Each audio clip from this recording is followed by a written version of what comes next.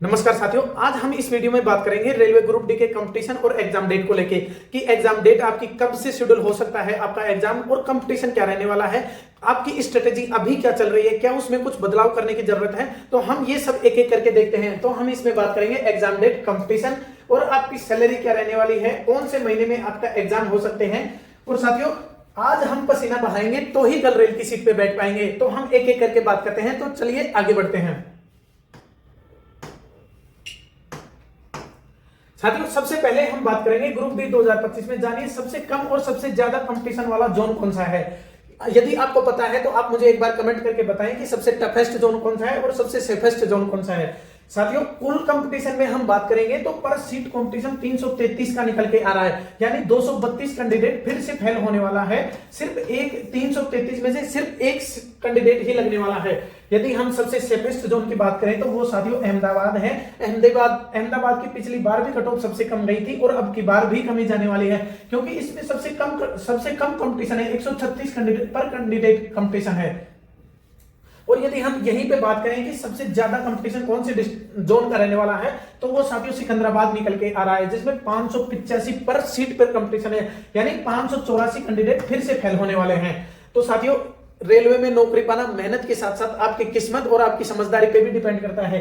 यदि आप इस कंपटीशन में भी फाइट करके अपनी एक सीट निकालना चाहते हो तो उसके लिए सबसे बेस्ट स्ट्रेटेजी होना, सही रणनीति और सही दिशा में गाइडेंस लेके आगे बढ़ना।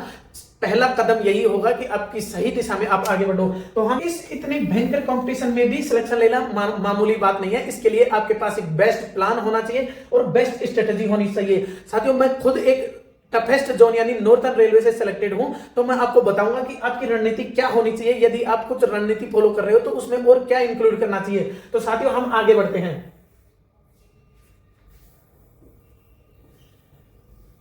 हम इसमें थोड़ा सा देख लेते हैं कि आपकी चयन प्रक्रिया क्या होने वाली है। साथियों, सबसे पहले सीबीटी होगा, कंप्यूटर बेस्ड टेस्ट, उसके बाद पीटी, फिर डॉक्यूमेंट्स वेरिफिकेशन, फिर मेडिकल होगा।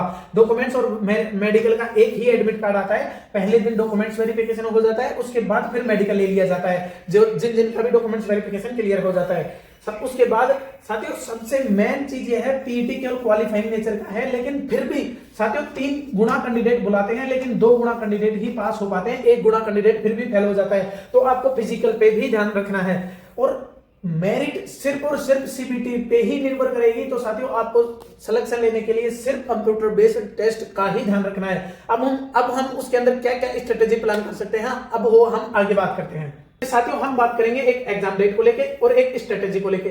साथियों, पहले हम एग्जाम डेट की बात करेंगे। तो एग्जाम डेट आप सभी को पता है कि रेलवे अब की बार शेड्यूल से चल रहा है। जैसे जैसे एएलपी, जेई इनके एग्जाम, एनटीपीसी इनके एग्जाम जैसे जैसे नोटिफिकेशन देता गया, एग्जाम डेट देता गया, वैसे वैसे ही एग्जाम कंडक्ट करवा रहा है। अब आप सभी को पता है कि एनटीपीसी का एग्जाम जिस एक्सपेक्ट किए थे जून के अंदर ही होने वाला है। इसकी 5 जून से डेट स्टार्ट है, 23 जून तक एग्जाम चलने वाले हैं।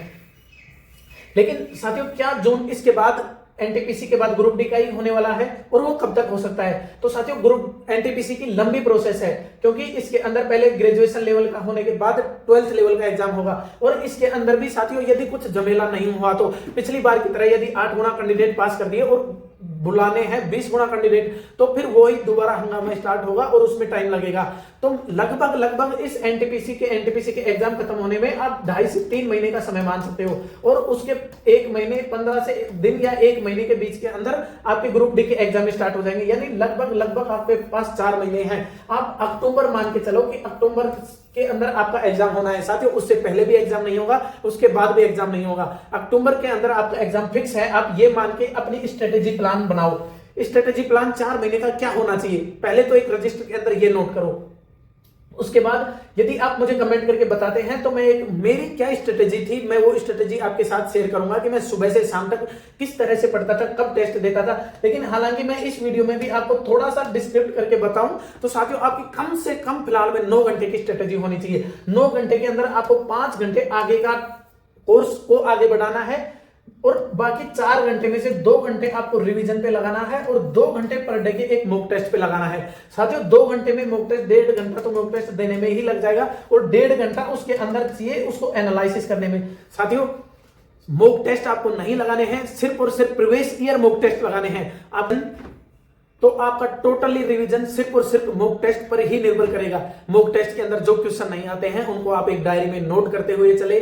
आपको कुछ दिन बाद पता चलेगा कि मेरे पास एक ऐसा सिलेबस तैयार हो गया है जिसके अंदर मुझे डाउट ही डाउट थे, लेकिन अब कोई डाउट नहीं है। साथियों, बार बार जब भी आप एक टेस्ट लगाओगे उसके बाद इस रजिस्टर को दोबारा से पूरे खुद तैयार करोगे।